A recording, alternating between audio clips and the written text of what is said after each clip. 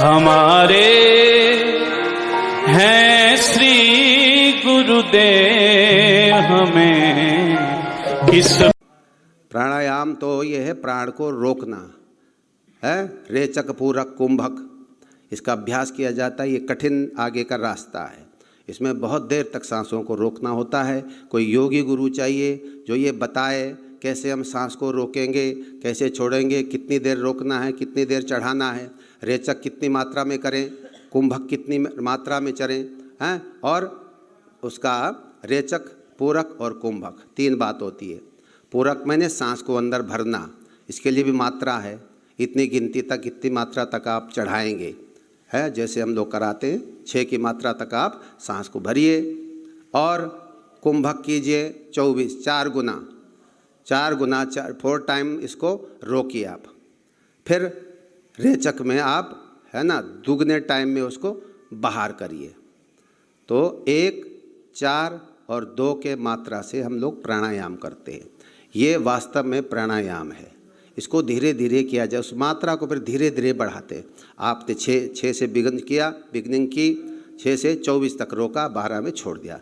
अब 6 की आपकी मास्टरी हो गई, आपकी ताकत आ गई प्राणों को धारण करने की। फिर धीरे धीरे वो संख्या आप बढ़ाइए और बढ़ाते बढ़ाते इसका एक बिल्कुल अलग से ही इसका कोर्स है, ये गुरु ही बताएंगे। इसके लिए आपके शरीर में दम होना चाहिए।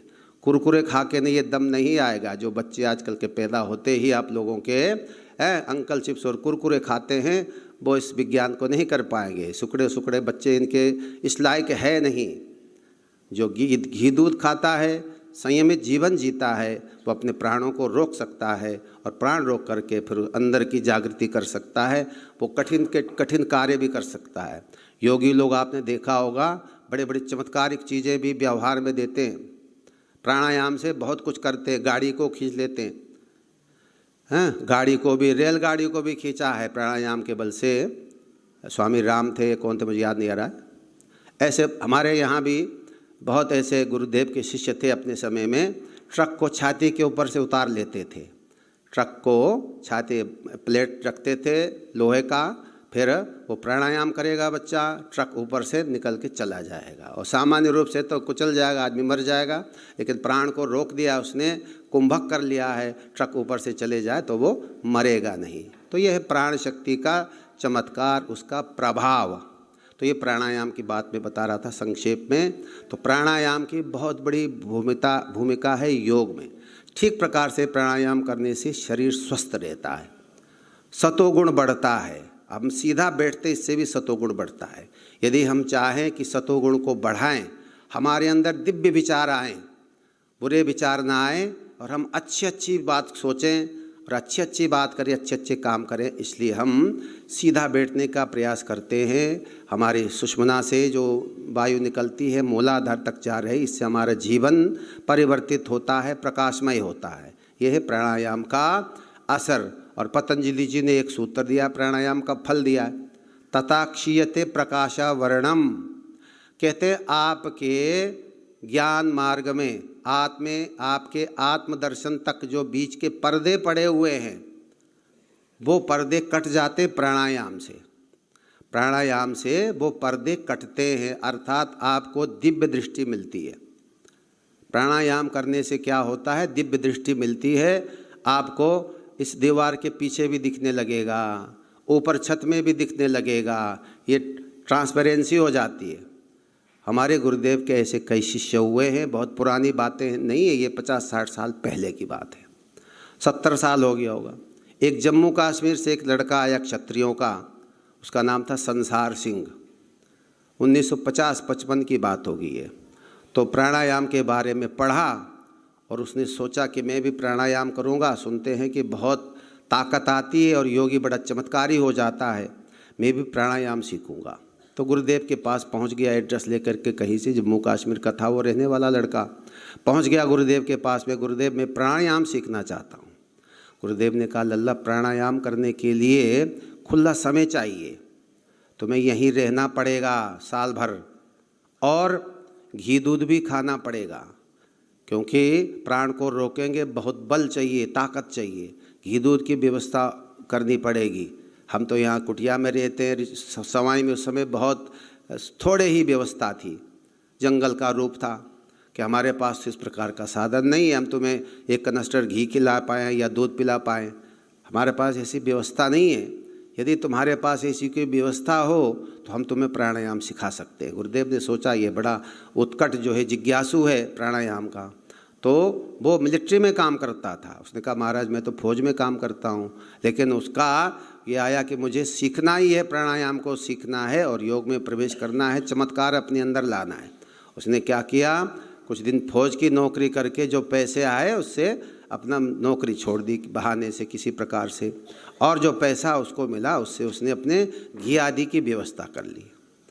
तो साल 2 साल के बाद में गुरुदेव के पास पहुंच गया एक कनस्टर घी लेकर के, महाराज जी मैंने घी की व्यवस्था कर ली है, मैं तो फौज में भी रहा इतने दिनों में, साल 2 साल, फिर मैंने छोड़ भी दिया और अब मैं कनस्टर घी लाया हूँ, अब आप मुझे प्राणायाम कराइए। तो गुरुदेव ने कहा ठीक है लल्ला प्राणायाम कराएंगे।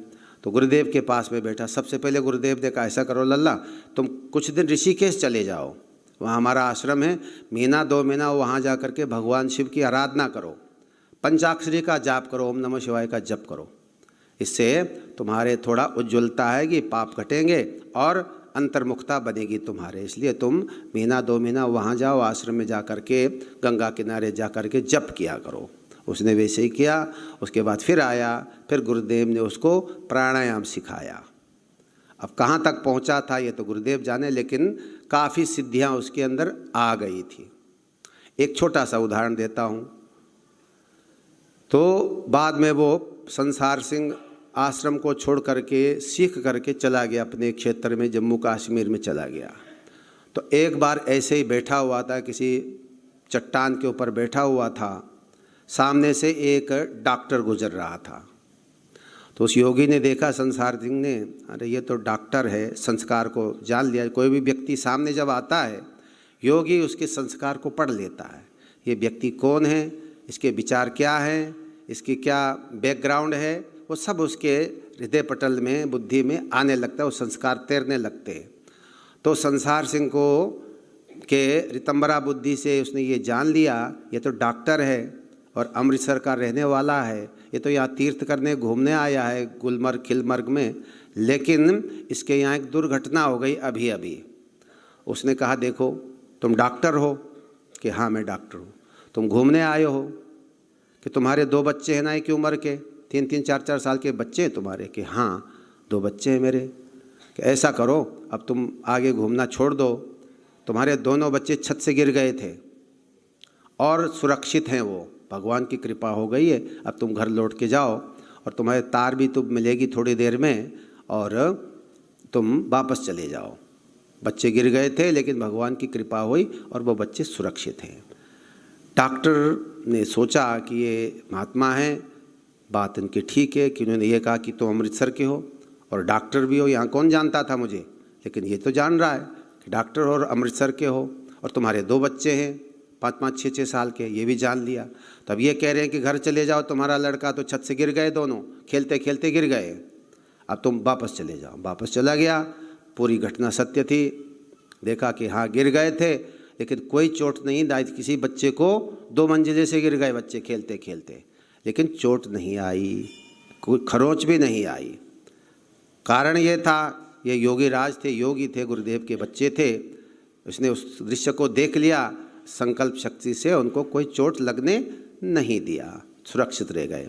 तो वो डॉक्टर कुछ दिन के बाद आया इस योगी के पास में, ढूंढते ढूंढते कि संसार सिंह का नाम का एक योगी यहाँ था, सुनते हैं ये बड़ो चमत्कारी है, लेकिन उसने चमत्कार मेरे साथ कर दिया है। उसने जो बात कही थी बिल्कुल सत्य थी, बच्चे गिर गए थे और उनको खरोंच तक भी नहीं आई। उन्होंने कहा पता नहीं भगवान ने क्या कृपा की, हमें तो ऊपर ही उठा लिया और ऐसे कोई शक्ति आई, हमें चोट लगने नहीं दी। तो वो डॉक्टर आया कि योगी जी आप जो है इतना धन ले लो, ये ले लो, वो लो। उन्होंने कहा नहीं धन तो मैंने छोड़ दिया है, मेरे पास तो धन था लेकिन मैंने छोड़ दिया ये। तो इस प्रकार से उसने सब जान लिया, ये है अंतर्दृष्टि का, प्राणायाम का फल। और भी सब चमत्कार थे उसके जीवन में।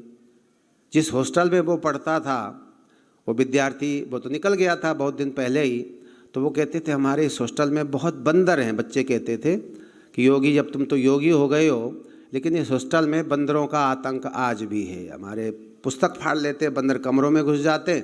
आप तो योगी हो, आप चाहे तो इन बंदरों को रोक दो। उसने कहा ठीक है चलो, आज से बंदर नहीं आएंगे तुम्हारे यहाँ। तो वास्तव में बंदरों ने आना ही छोड़ दिया। एक बात और थी, उस क्षेत्र में एक बार एक पीर भी रहता था, मुसलमान पीर रहता था, फकीर रहता था। एक दिन उसने कहा देखो आज ओले पड़ेंगे, यहाँ इस क्षेत्र में ओले पड़ेंगे, अपने पशुओं को अंदर ही रखना। बहुत बड़े बड़े ओले पड़ेंगे, पशु तुम्हारे भेड़ बकरी जो है मर जाएंगे। ओले पड़ेंगे आज उनको बंद रखना, कमरे में रखना, मकान पे रखना, बाहर नहीं भेजना। लोग मानते थे ये फकीर है, जो बोलता है सत्य बोलता है। लोगों ने ऐसे किया, अपने पशुओं को अंदर ही रख लिया। तो वास्तव में ओले पड़े, लेकिन जिस क्षेत्र में ये संसार सिंह रहता था उधर एक भी ओला नहीं पड़ा। सारे ओले एक गड्ढे में, एक नाले में पड़ गए। तो लोगों ने कहा भाई जिस क्षेत्र में ये रहता है संसार सिंह, वहाँ तो एक भी ओला नहीं पड़ा। उसने तो ये नहीं कहा कि पशुओं को बंद करो, ये करो, वो करो, दूसरी घाटी पर।